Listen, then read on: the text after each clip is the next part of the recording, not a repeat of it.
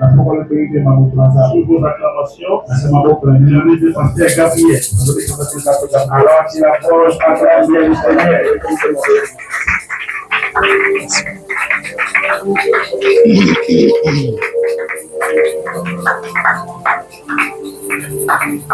Gloire à Dieu. Alléluia. Alléluia. Amen.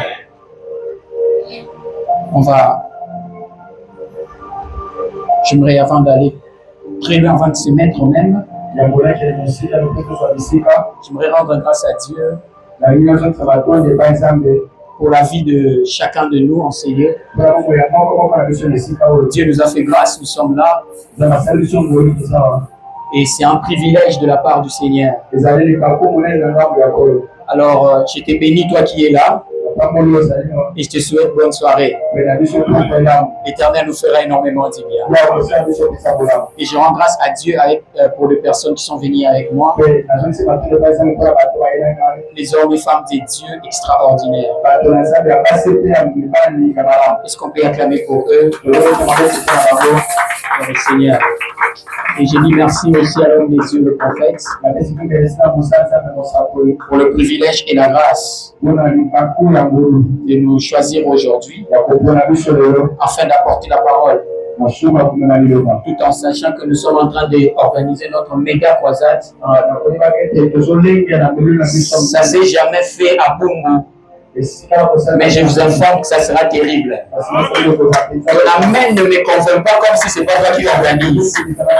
J'étais en train de dire Bungu, mais j'avais une telle gloire qui sera le dimanche qui arrive. Si c'est pour l'église que je parle, donne-moi un bel amen. Alors, je t'invite moi-même personnellement à ne pas rater, parce qu'il y a déjà un miracle que le ciel a organisé pour quelqu'un. Apparemment, tu n'es pas encore prêt. J'ai dit, il y a un miracle que Dieu a organisé pour toi. Alors, invite quelqu'un, partage l'affiche et viens, Dieu le fera énormément du bien. Est-ce que tu peux acclamer pour le Seigneur? Alors, la dernière personne que nous puissions, que je demande toujours les acclamations, lui me demande toujours de lui donner les 5 premières minutes de ma prédication. J'aimerais plus que tu sois assis ou debout. J'aimerais que nous puissions acclamer pour le Saint-Esprit. Est-ce qu'on peut pousser le cri de joie?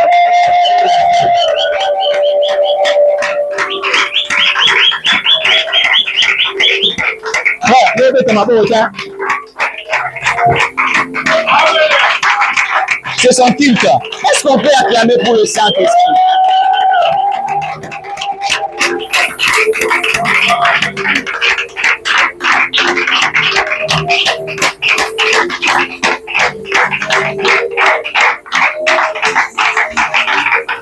Amen.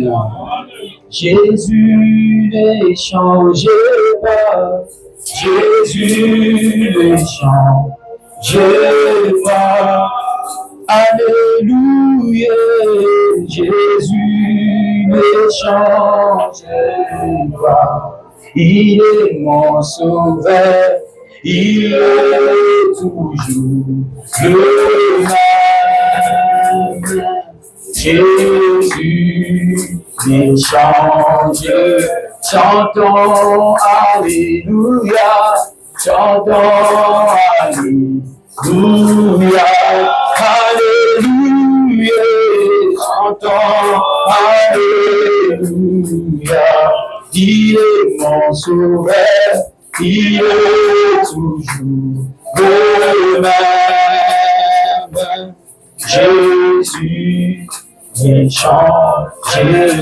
Est-ce qu'on peut prendre quelques minutes, dire à Dieu qu'il ne change pas et nous avons besoin de lui enseigner? Élevons nos voix, prions pendant quelques minutes. Nous te rendons grâce, le Dieu de paix, le Dieu de puissance, et nous avons besoin que ta présence soit avec nous. Viens, Saint-Esprit, et domine ces cultes. Viens, Saint-Esprit, et prends possession de ces cultes. Viens, Saint-Esprit, et manifeste ta grandeur. Viens, Saint-Esprit, et parle-nous de ta parole. Viens, Saint-Esprit, et libère l'atmosphère de ta présence. Nous te voulons en ces lieux. Nous avons besoin de toi et nous crions à ton nom. Bénis ta parole et sois avec nous. Manifeste ta présence et ton onction. Guéris le malade et atteins tes objectifs. Au nom de Jésus, nous avons ainsi prié. Amen. Amen. Est-ce qu'on peut acclamer pour le Seigneur? Si ce n'est pas trop demandé, on va lire la parole de Dieu puis on va se mettre directement. Éphésiens chapitre 2, verset 9 à 11. Éphésiens chapitre 2, verset 9 à 11. La personne qui joue le son, est-ce qu'il peut changer le son et augmenter le volume? Éphésiens chapitre 2, verset 9 à 11. Je lis pour nous tous au nom de Jésus. Quelqu'un a vu ça dans sa Bible? Est-ce qu'on peut les lire ensemble? 1, 2, 3. C'est pourquoi, Éphésiens chapitre 2, verset 9 à 11. Non, Philippiens, excusez-moi, Philippiens chapitre 2. Philippiens. Est-ce qu'on peut les lire ensemble? 1, 2, 3.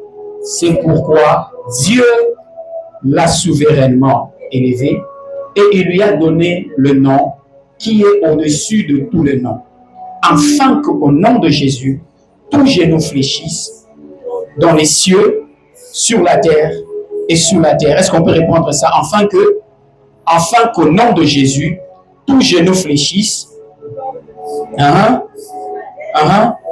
On répond encore. Afin qu'au nom de Jésus, tous genoux fléchissent où? Verset 11. Et que toute langue confesse que Jésus-Christ est Seigneur à la gloire de Dieu le Père. On reprend le verset 9 ensemble encore une dernière fois. C'est pourquoi aussi Dieu l'a souverainement élevé et il lui a donné le nom qui est au-dessus de tous les noms. On va ajouter Jean chapitre 1. Oh mon Dieu. Jean chapitre 1. Verset 11. Jean chapitre 1, verset 11. Quelqu'un a vu ça, on va les lire ensemble. Elle est venue chez les siens, et les siens ne l'ont pas reçu. Mais à tous ceux qui l'ont reçu, à ceux qui croient en son nom, il leur a donné le pouvoir de devenir enfants de Dieu. Assis-toi dans la grâce, je te parle. Le thème qui nous a été donné, ne vous dérangez pas, je ne vais pas beaucoup parler. Et puis on va prier et on va partir. Je sais déjà que les sportifs savent avec moi que le match de Léopard c'est aujourd'hui.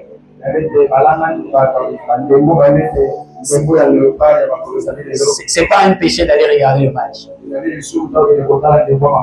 Alors je vais nous parler pendant quelques minutes un message très simple. Le seul nom qui sauve. Est-ce que tu peux dire à ton voisin les seuls noms qui sauvent? Change encore de voisin, dis à l'autre le seul nom qui sauve. Regarde maintenant le voisin de derrière, dis-lui les seuls noms qui sauvent. Frères et sœurs, lorsque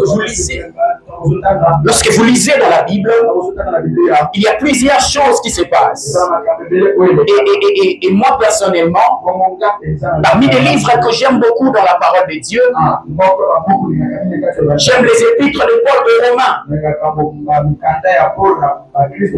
Mais plus le temps commence à passer, je commence un peu beaucoup plus à aimer les livres d'Éphésiens et celui de Philippiens. Parce que le livre de Philippiens, c'est le premier livre que l'apôtre Paul a écrit pendant la captivité. Pendant qu'il était en captivité, c'est en ce moment-là qu'il commence à écrire les épîtres aux Éphésiens. Et le livre d'Éphésiens que nous venons de lire est divisé en deux parties. Dans sa première partie, l'apôtre Paul est en train de nous montrer comment développer le sentiment qui était en Christ. Il est en train de dire à l'église, ayez en vous le sentiment qui était en Christ. Il explique comment cela a amené Christ à accepter la mort jusqu'à la mort de la croix. La mort et la mort de la croix, c'est deux morts différents. Parce que accepter de mourir, c'est bien. Mais accepter de mourir dans l'humiliation, c'est quelque chose. Mais lorsque l'apôtre Paul finit, il introduit le verset que nous venons de lire. En disant quelque chose d'extraordinaire. Il dit c'est pourquoi aussi Dieu l'a souverainement élevé. Et il lui a donné un nom. La première des choses que j'aimerais te dire dans mon introduction, c'est que j'ai un problème avec l'apôtre Paul. Lorsqu'on élève quelqu'un, on ne lui donne pas le nom. Et amen, j'avance.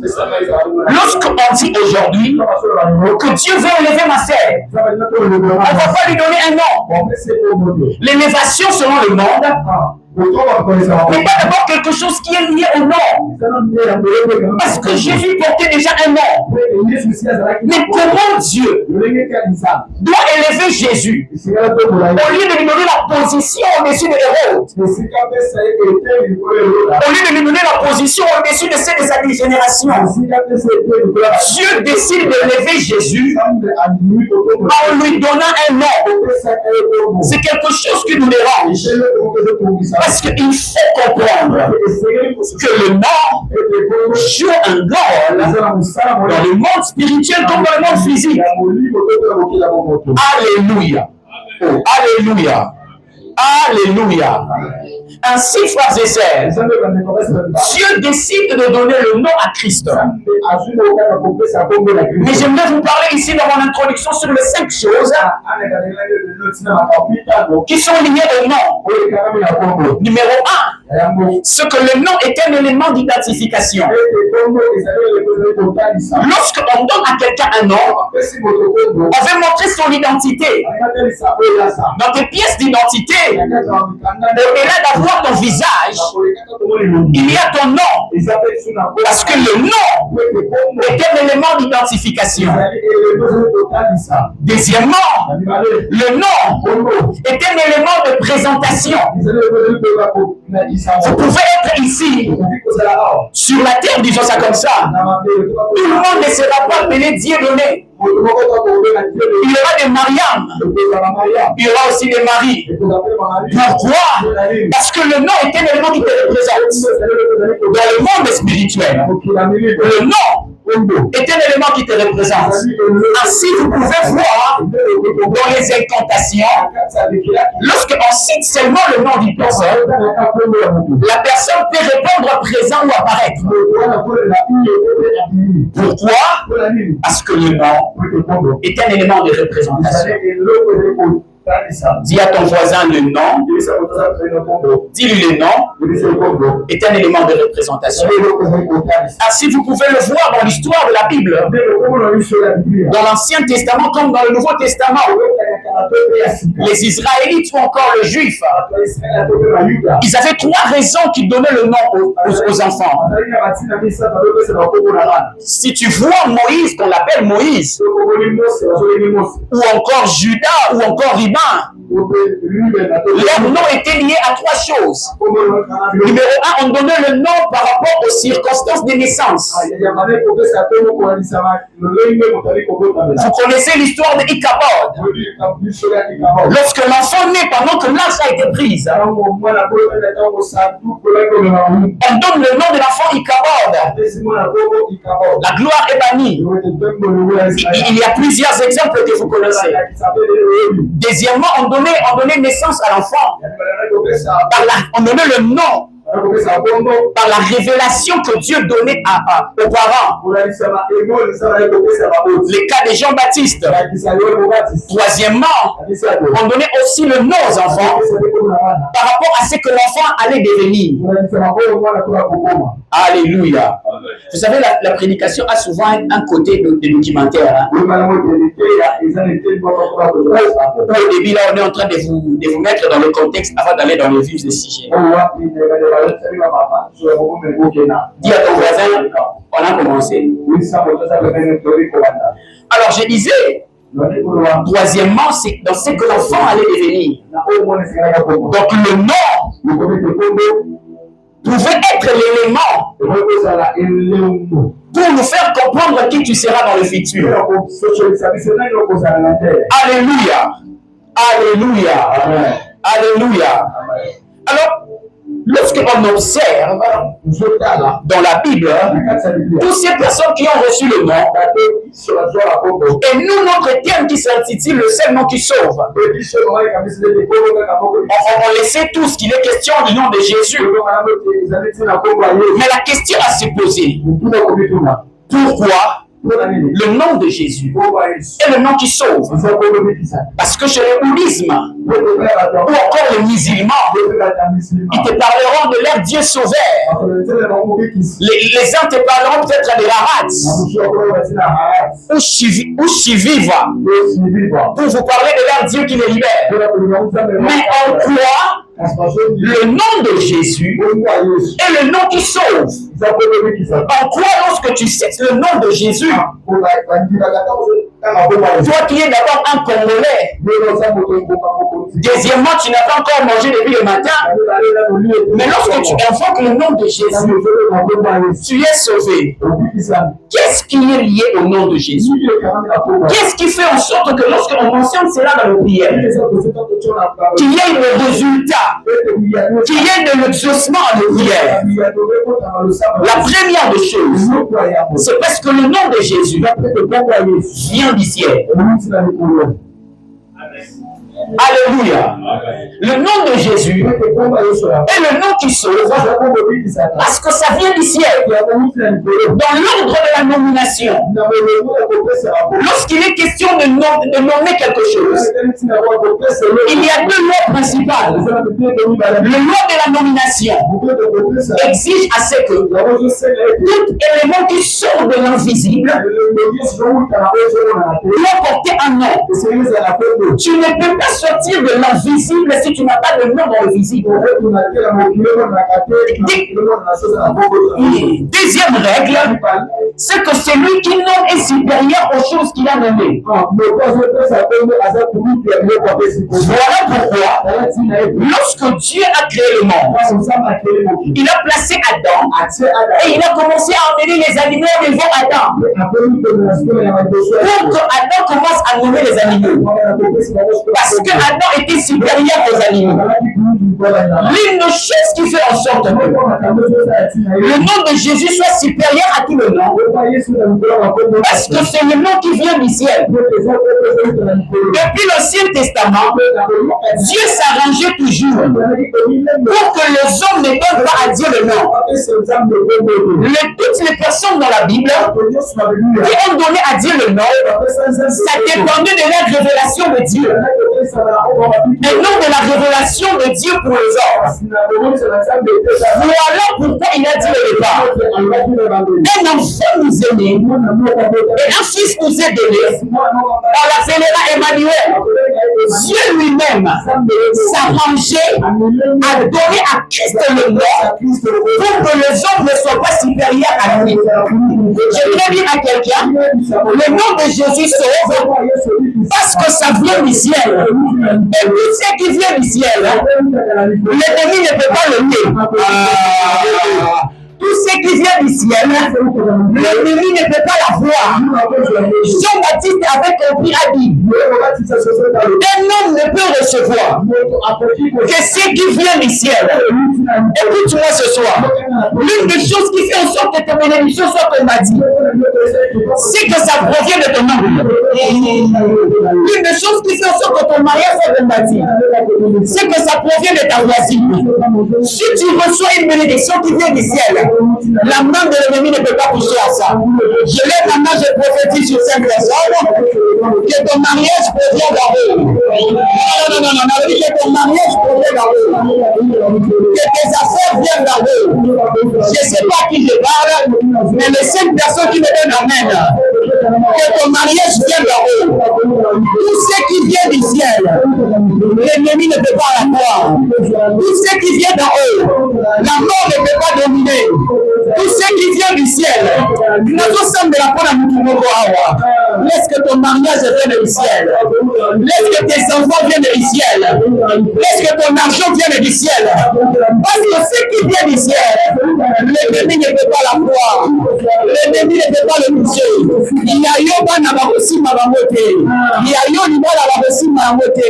Il y a yo kelesi barosi mabamote. Il y a ton voisin parce que ça vient du ciel. Au lieu du ciel parce que ça vient du ciel. L'une des choses qui fait en sorte que les chrétiens prient beaucoup. Comment il n'y a pas dit qu'après on s'est divorcé? C'est parce que tu viens de recevoir ce qui vient de la terre. Les hommes qui viennent de la terre ont la capacité de manipuler ce qui t'ont donné. Voilà pourquoi les papas qui donnent aux enfants en monde, ont marié, disons ça comme ça. Ils manipulent plus ces jeunes filles. Parce que leur bénédiction dépend de ces frères. Lorsque tu sais recevoir ce qui vient de ciel, frères et sœurs, l'ennemi ne peut pas la voir. Je ne sais pas qui je parle. Mais comme si l'année qui arrive, Dieu va te donner ce qui vient du ciel. Non, j'insiste encore. Avant que nous puissions entrer, et même quand on va entrer, pour toi, Dieu va te donner ce qui vient du ciel. Le nom de Jésus sauve parce que ça vient du ciel. Parce que ça vient du ciel. Parce que ça vient du ciel. Deuxième élément, le nom de Jésus sauve parce que tout ce que Dieu fait, il est fait à cause de son nom. J'aimerais quand même dire la vérité. Depuis un moment, prophète, j'ai posté. J'ai dit aux gens que Dieu n'est pas puissant. Beaucoup de pasteurs m'ont attaqué. Parce que les gens ne veulent pas comprendre. Mais permettez-moi de vous dire la vérité. Il y a des choses que tu auras dans la vie que Dieu va te donner. Pas parce que tu n'as pas pris. Oui. Il existe des types de bénédictions que Dieu donne à un homme à cause de son nom. Il y a de bénédictions. Au Seigneur, Dieu, le nom de Jésus sauve. Parce que tout ce que Dieu fait pour nous, ça ne dépend pas de nos prières. Frères et sœurs, si ta bénédiction dépend de ta prière, c'est que le musulman doit être riche que le chrétien. Parce que le musulman prie plus que toi. C'est la vérité. Ces derniers temps, papa, on a mis côté à ma terre. Il faut qu'on te dise la vérité. Si on met dans la balance, le niveau à prière n'a lieu. Mais à un musulman dans l'équipe. Parce que le musulman, à 2 heures, avant de monter la maison des bouts, après de dire qu'il est pour sa prière. Mais il y a au sein de la maison à WhatsApp. Et c'est la vérité, papa. Tout ce que Dieu fait pour toi, il ne le fait pas parce que tu pries. Il fait ça à cause de son nom. Parce que tu lui appartiens. Il y a un puissant que les gens aiment beaucoup. C'est le puissant de toi. Dans Psaume Psaume 23, David est en train de parler de 5 choses que Dieu veut pour nous. David a dit ceci: l'Éternel est mon berger, je ne manquerai de rien. Il cite 5 choses. Il dit ceci: l'Éternel est mon berger, je ne manquerai de rien. Il me fait reposer dans les airs pâturages. 2, 3, il restaure mon âme. 4, il me dirige vers les eaux paisibles. 5, il me conduit dans les sentiers de la justice. À la fin, il dit ceci: à cause de son nom. David dit: l'Éternel est mon berger. Il reguide ma tête et ma coupe de bord. Mais il est fait pas parce que j'ai demandé. Il est fait à cause de son nom. Je ne sais pas à qui je parle. Mais dans ma limite, il y a prié mon Kéwana. Que Dieu te donne le mariage à cause de son nom. Ça va prendre ça ou pas la faire en fait. J'ai dit,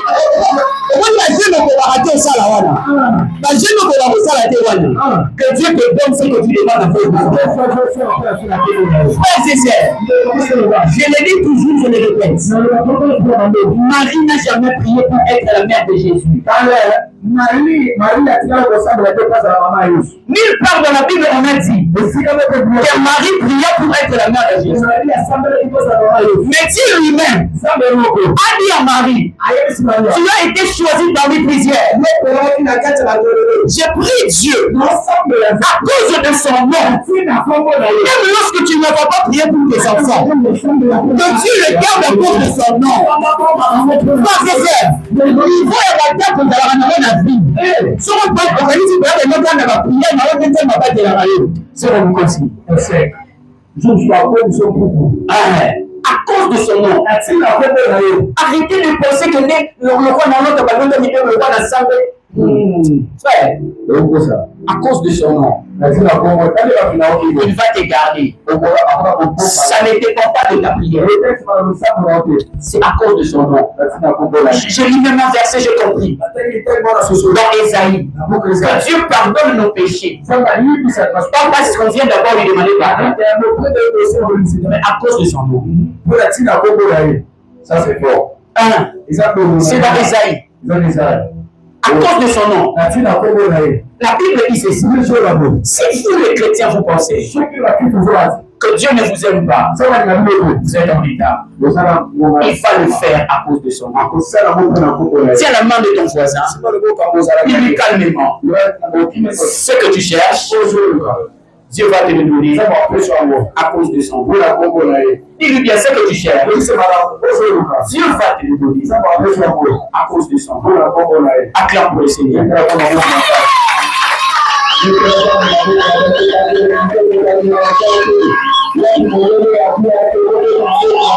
Je suis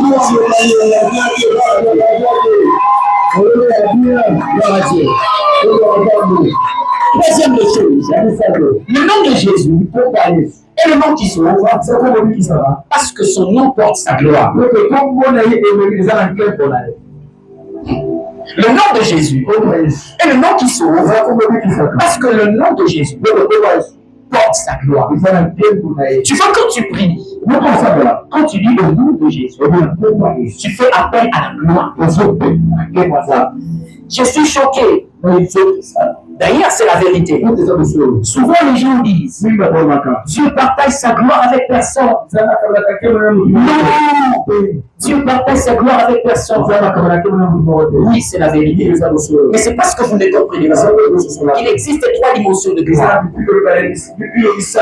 Il existe 3 dimensions de gloire. 1. Il existe la gloire de la dimension de l'adoration. Ce que Dieu ne partage pas avec quelqu'un, c'est la gloire de la dimension de l'adoration. Dieu ne partage pas sa gloire de la dimension de l'adoration. Parce que Dieu ne fait pas que les hommes soient adorés à sa place. Ça, c'est ce que la Bible dit, que je suis un Dieu jaloux et je partage ma gloire avec personne. Mais il existe 2 autres dimensions que Dieu donne à l'homme. 1. C'est la gloire de la dimension de la transformation. La Bible déclare, vous tous qui ont des visages découverts, contemplez comme vous allez voir la gloire de Dieu et vous serez transformés de la même manière. Écoutez-moi, frères et sœurs, la gloire que Dieu partage avec toi, c'est la gloire de la dimension de la transformation. Ainsi, tu peux être semblable à Dieu que si tu participes à sa gloire. Tu peux être semblable à Dieu que si tu participes à sa gloire. Aussi longtemps que tu es en dehors de sa gloire, tu ne seras pas comme lui. Et la troisième dimension, c'est ce que j'aime. C'est la gloire de la dimension de la domination. La gloire dans la dimension de la domination. C'est ce que Adam avait dans le jardin de Dieu. Dieu, lorsqu'il a créé Adam, il lui a dit domine. Et c'est ça le problème avec le chrétien. Plusieurs personnes sur la terre sont en train de penser que tu peux mourir comme ça sans dominer. C'est faux. Il y a la gloire qui peut te permettre de dominer au-dessus des sorciers. Jésus a dit, Jean chapitre 16, Père, je les ai donné ma gloire, afin que eux soient un avec nous. C'est même maintenant je prie que tu domines le milieu de tes ennemis. Que tu domines le milieu de tes ennemis. Parce que si on vous a appris que tout le sorcier de la famille si tout le sorcier de la famille emploie la puissance de Dieu, ceux qui vont venir dans dominer sa famille, on vous dit d'aller pour la famille. Il y a des amis sociaux. Vous avez vu ça? Vous pouvez aller au salé.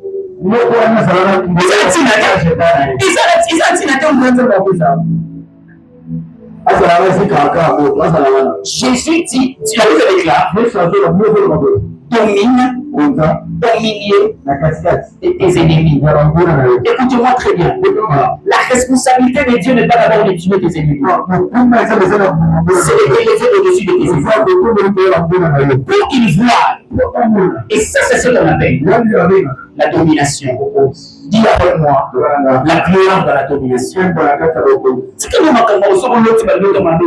là, moi je me rappelle à un moment donné, j'arrive dans la chambre, j'étais fatigué. Au moins, ma vision, c'est là. Aux autres, nous sentir en paix dans nos autres. Mon maman n'a pas côté dans la fenêtre. Papa, j'étais très fatigué. Charles, tu lui dis seulement si tu finis de faire ce que tu fais. C'est bon, c'est ça. Là. Si vous pouvez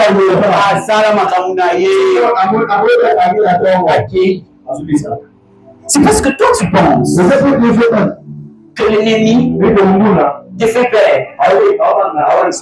Non, au contraire, c'est lui qui a peur de toi. Même lorsqu'il vient pour te tenter, il sait qu'il y a une royauté.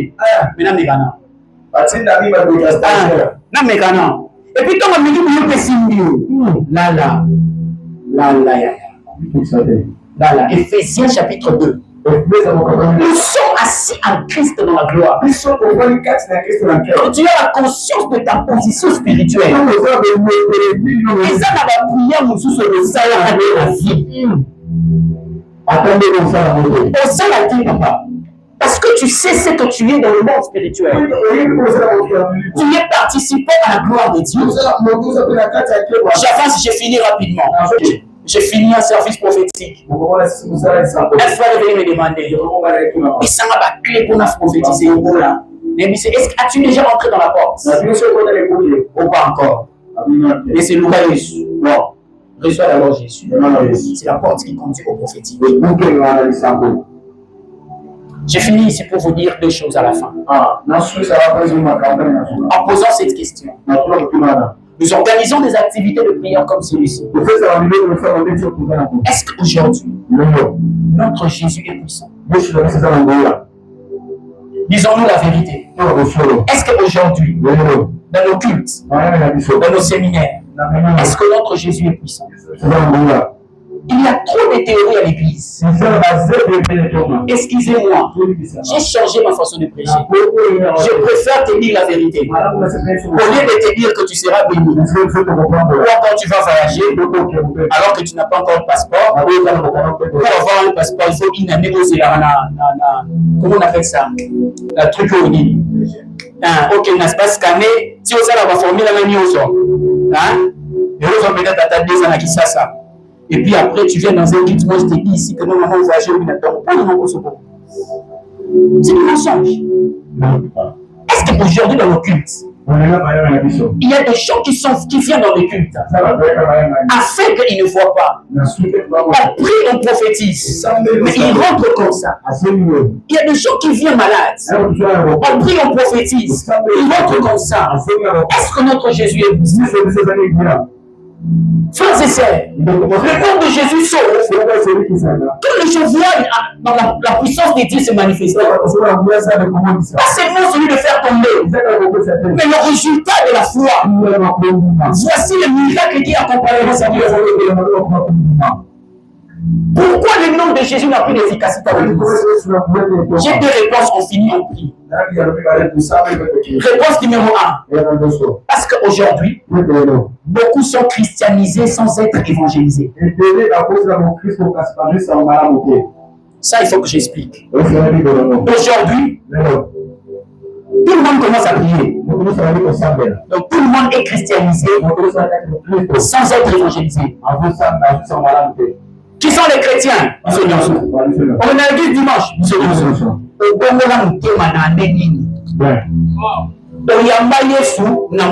Moi, tous ceux qui sont avec moi, je leur pose des questions.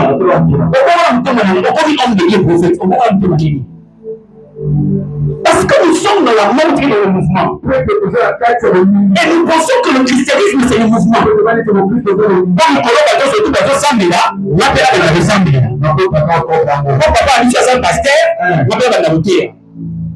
Le nom de Jésus n'a plus d'efficacité. Parce qu'il y a plusieurs personnes qui sont christianisées sans être évangélisées.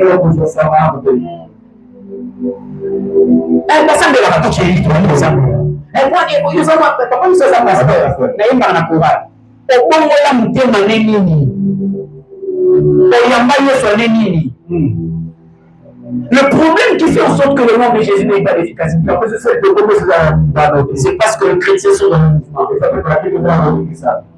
Et nous pensons, frères et sœurs, que Dieu est dans le mouvement. Nous venons à l'église parce que maman et maman sont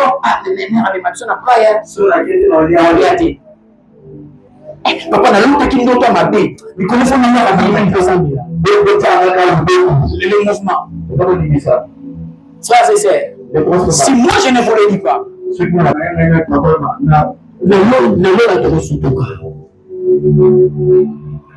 c'est la vérité, frères et sœurs. C'est une question pour toi. Quand est-ce que tu t'es converti? Tu viens dans les choses de Dieu, oui, homme et Dieu, prophète, adorateur, ministère d'adoration. Ministère d'adoration, atmosphère, pas de problème.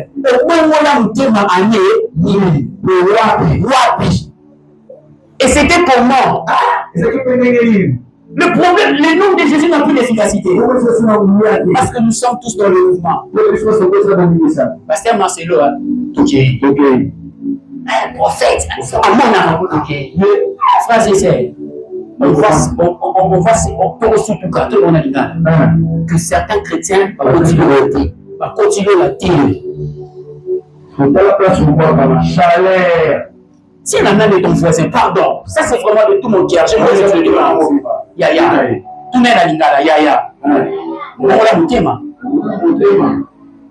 Tout na yaya you. On a la moutema. Bomba réponse, c'est bomba réponse. Frères et sœurs, on risque de faire des cultes de puissance et des séminaires. Mais tout le monde a mis Nathalie, je dis la vérité, chacun de nous est conscient ici. Commence à réaliser quand est-ce que tu as reçu Jésus. Tout commence par là. Le nom de Jésus aura l'efficacité à l'église. Quand nous tous nous serons convertis des vieux, pas celui qui vient, passe pas les gens qui viennent à l'église parce que c'est mieux des arts. Pas parce qu'on invite un pasteur. Non! Non! Le christianisme est la vie de toi avec Dieu. C'est pas la vie de toi à l'intermédiaire de ton pasteur. Bon, je finis. Pourquoi le nom de Jésus n'a plus de puissance? Deuxième des choses. Jean chapitre 1. Jean est en train de dire, je finis ici. À tous ceux qui l'ont reçu et à ceux qui croient en son nom. Aujourd'hui à l'église, nous avons deux types de chrétiens. Nous avons ceux qui ont reçu et ceux qui croient au nom. L'apôtre Jean est en train de dire à tous ceux qui ont reçu Jésus-Christ et à ceux qui croient en son nom. Croire au nom, c'est croire à la puissance du nom de Jésus. Frères et sœurs, il y a des gens qui crient le nom de Jésus parce qu'il était malade. Mais quand il arrive à la maison, il médite ici.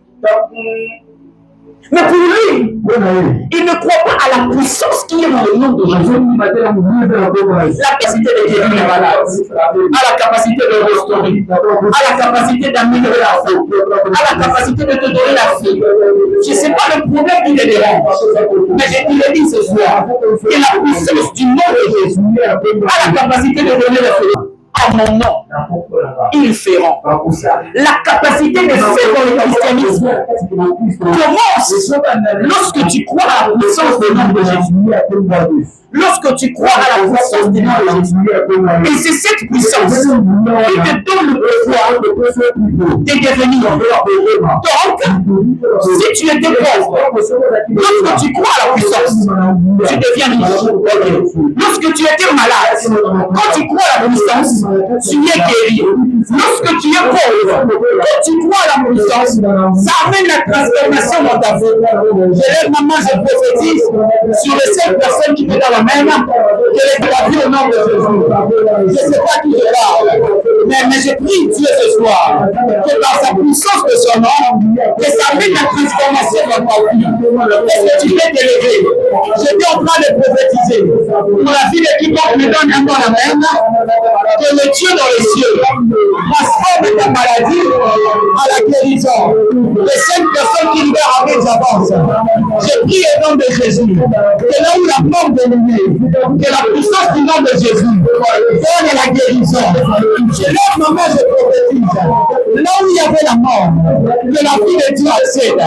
Dans le nom puissant de Jésus. Et prie Dieu, que la puissance du nom de Jésus que la puissance du nom de Jésus donne la guérison dans ton corps malade. Je ne sais pas qui je parle, mais je sens ici enseigné quelqu'un qui avait comme des douleurs de le mot de ventre. Mais je prie Dieu que la main de l'Éternel amène la guérison. Je ne sais pas qui je parle, mais je le sens dans mon esprit. Quelqu'un qui avait très mal au ventre, la main de Dieu te donne la guérison. La main de Dieu te donne la guérison. Et ça se fera dans la puissance du nom de Jésus. Acclame pour le Seigneur.